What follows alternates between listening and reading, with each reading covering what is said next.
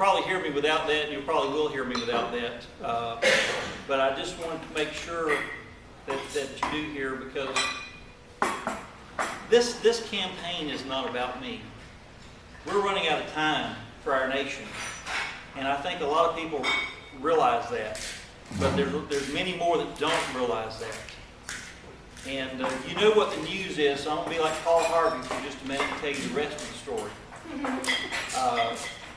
You know, the Democrats rely on the unions for their campaign contributions and for the people to get behind them and work for their campaigns, whereas the Republican Party depends on the ladies, the women of the Republican Party. They're the people that make the Republican Party and lead the Republican Party in so many ways. And we couldn't do it without them. I couldn't do it without my wife. My wife is working in our auction business that she started 9 years ago, so I could quit my job with the school district and run for this office for Congress. And I felt so strongly about this when I first started dating Lisa. She said, "Don't ever run for political office. I don't want to be drugged through the mud." And so when I told her after we had an auction one night that I felt called to do this, I'm feeling this call in my heart that I need to run for Congress. She said, "Well, who's currently there?" I said, "Ron Paul." And she said, "You're going to run against Ron Paul? Are you sure?" I said, "Do you think I would choose to do this?" But it was a calling. And there were some other people jumped in the race. And you know, when you meet the same people every night, night after night, you go to these events and you talk and shake hands, and you find out what their real motivations are. And one of these gentlemen said his family, and he said this from the stage, his family came last. He said, "I'm putting this job first, and my wife and children come last." Well, his wife looked like she came last. She did not look very happy. And he said, he first said he first said he used to be a consultant. And then he heard us talk about our small business. He said, "Well, I really used to be a small business owner, but I gave it up so I could run this race." You gave it up, or you lost your business, is what I'm thinking. I mean, just seriously. Why are these people running? Why are these other people running? They have a right to run. And I'm not saying they don't have a right to run, but I'm saying there's a difference between a calling and a mission, and somebody that's willing to go and stand no matter what. Because if we are no longer the home of the brave, we soon won't be the land of the free. We had, Mel Austin and I had, one of the first guys that said he was going to run against us has now dropped out and gone to run somewhere else or something. But he told us, he said, "I'm building a home up on the lake. This will be good retirement income." Well, at least you're running for the right reasons, you know? Our future is at stake, and we're running out of time. Let me tell you a little story during the Revolution. There was a farm in New York, Ludington Farm. And the man that owned the farm, Captain Ludington, was in the militia, the state militia. And when Paul Revere went out riding, there was some people came to his farm and told him that the British were coming. Well, he needed to go rally his troops. He couldn't go off and tell the other farmers.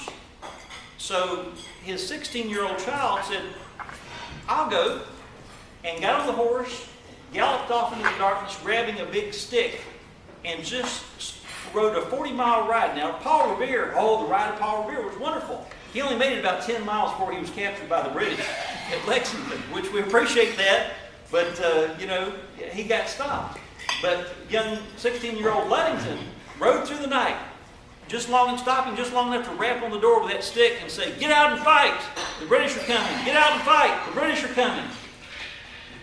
And Ludington rode 40 miles that night through the darkness at a breakneck speed. And you know, there's not street lights. This is dangerous, riding through the dark like that. But Ludington was brave and knocked on those doors and turned out far more troops than Paul Revere did. And they not only beat the British, they turned them back and the British ran. One of the first times that the British had ever run in their history. But what's interesting is young Ludington was not only 16, her name was Sybil Ludington. Okay? So we need our women patriots to stand up and fight, but we also need our men to stand up and fight, because like I said, if this is not the home of the brave, it soon won't be the land of the free. Now, how many teachers have been told, "You cannot pray for this student. You cannot pray in this classroom. You cannot pray here, or you cannot pray there." And the judge just today said that this woman that's been telling the director of the VA cemetery in Houston told her, well, I guess they fired her or whatever, who knows, they probably gave her a promotion or something. They ought to send her to that island resort Guantanamo. But, she was telling people they cannot pray in the name of Jesus and cannot mention God. Why do they do that? Why are they trying to drive God out of everything we say and do? I've had people say, if you keep talking about God and Jesus, you're not going to get elected. I've had campaign workers come back and say, we were told by some people they would give $20,000 to $30,000 your campaign if you quit talking about God and Jesus so much. I said, look, I don't need their money as bad as they need my Jesus. Amen. And you're not going to drive my faith out of me. There was a guy at the Tea Party who said, now don't go on some kind of religious crusade and start talking about God. You won't get elected. I said, yes, I will get elected, and I'm going to accomplish things that other people couldn't do because I'm bold and I'm brave. And he said, well, they won't put you on a committee. I said, well, we're making progress. 5 minutes ago, you couldn't get me elected. Now you can't get me on a committee, but we're making progress. Okay? Well, I ran into a gentleman several weeks later. He said, I've been telling that story everywhere. He said, you're the guy that would not back down. Thank God. Somebody said, well, I'm a teacher. I can't pray. When I was a school district administrator, July a year ago, and for the 8 years before that, I prayed. I prayed with my employees. I prayed with my staff. I prayed with people that came in to get a job, and I dared them to fire me. Okay? If we're not the home of the brave, we soon won't be the land of the free. We come to these meetings and it's a nice social outing, and some people aren't here today because they're not real worried about our country, or they got something going on, or they're busy enjoying the beach, and that's wonderful. I want my granddaughter to enjoy the beach in freedom. I want her to be able to go to church in freedom. I want her to be able to pray in school if she wants to, or anywhere else she wants to. What does the Constitution say? It says, the very First Amendment says, Congress shall make no law. Somebody asked me that a while back. I was at a church retreat, and this guy said, what are the first 5 words in the Bill of Rights? I said, Congress shall make no law. He said, you're the first person in 40 years I've asked that. He said, how I learned was, he said, I was on a retreat in Germany, a Lutheran church. They'd gone to Germany for this retreat. And he said, they asked the American children, what are the first 5 words of the Bill of Rights? And he said, not one American child knew. They asked the Germans and the other European children, and every single one of them knew what the first 5 words of our Bill of Rights are. Okay? So if we're no longer the home of the brave, we soon won't be the land of the free. We have to individually stand up and be disobedient when the law is framed, when mischief is framed by a law. We have to say, no, we will not participate in that. No, we will not cooperate with that.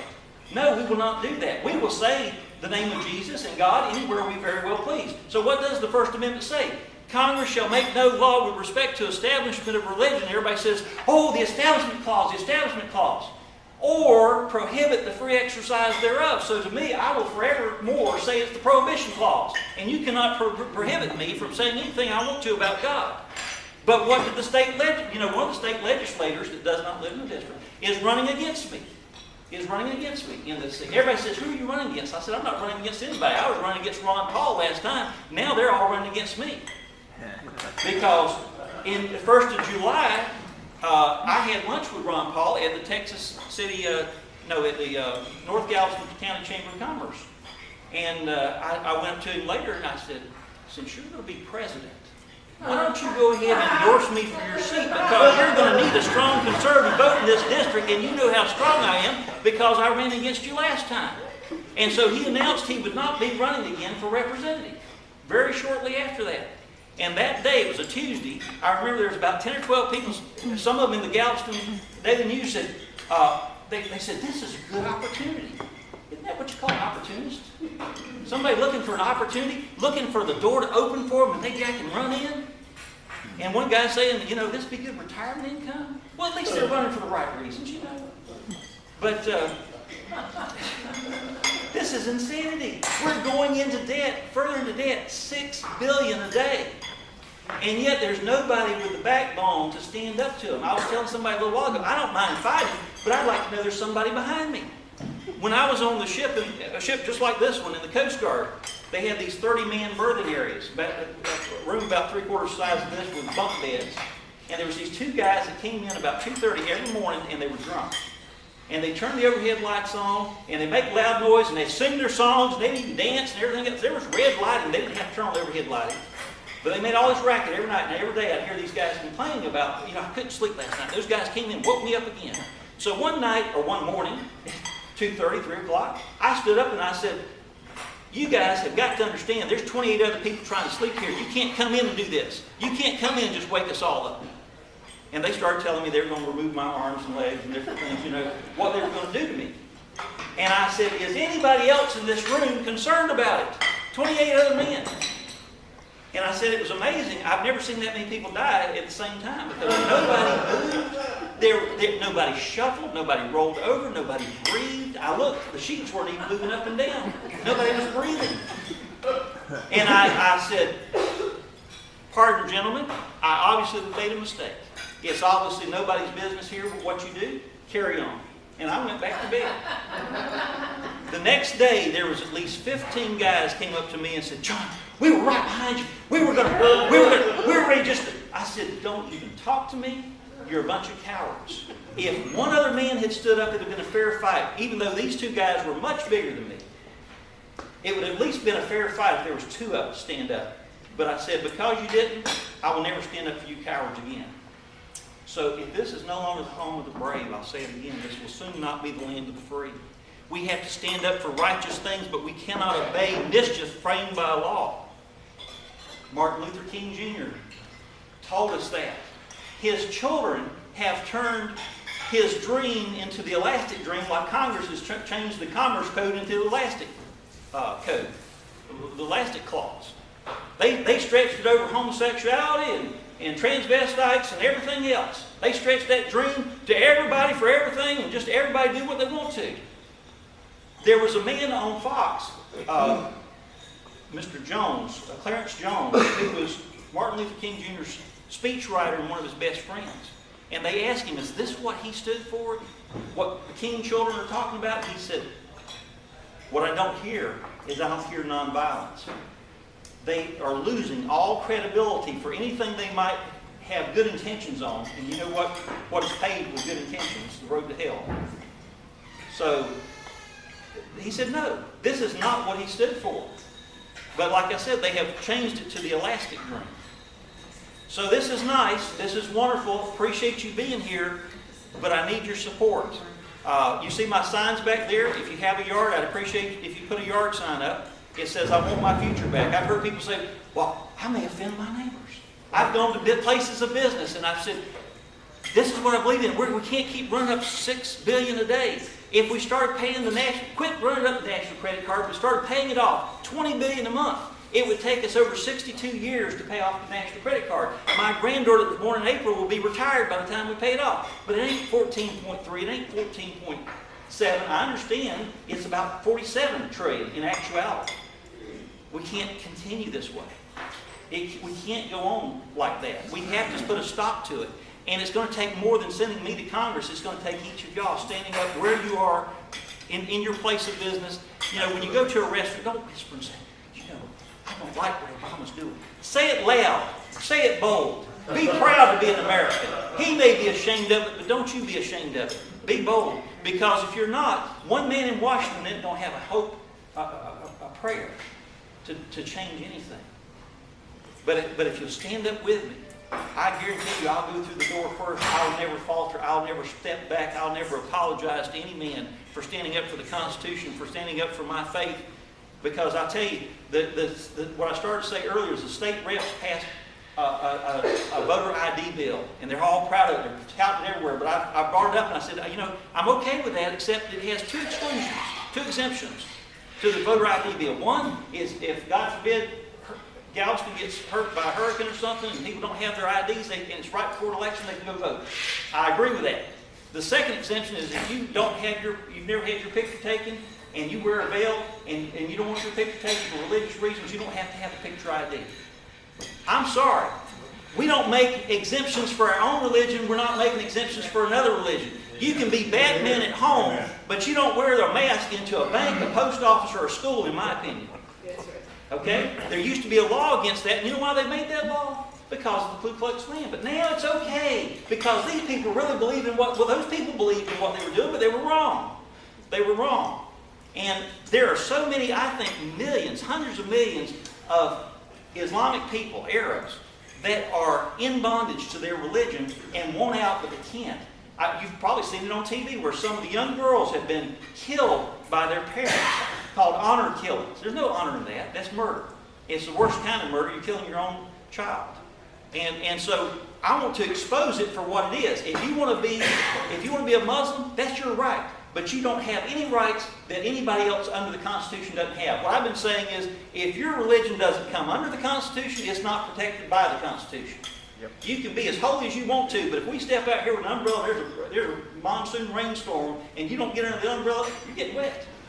So you don't get the benefits of the umbrella. If I could leave you with one thought, if this is no longer the home of the brave, it soon will be the land of the free. I'm John Gay. I'm running for Congress. I'm running to represent you. And I need your vote. I need donations. And if you want to go to my website, IWantMyFutureBack.com. IWantMyFutureBack.com. You can buy T-shirts. You can buy bibs. You can buy little onesie outfits that say "I want my future back," because this is the generation we're spending their wealth right now. They will not have economic opportunity. They will not be able to afford a government because we have already mortgaged it to the Chinese. And we're borrowing money from the Chinese to give back to the Chinese, and borrowing money from the Chinese to give to the Pakistanis.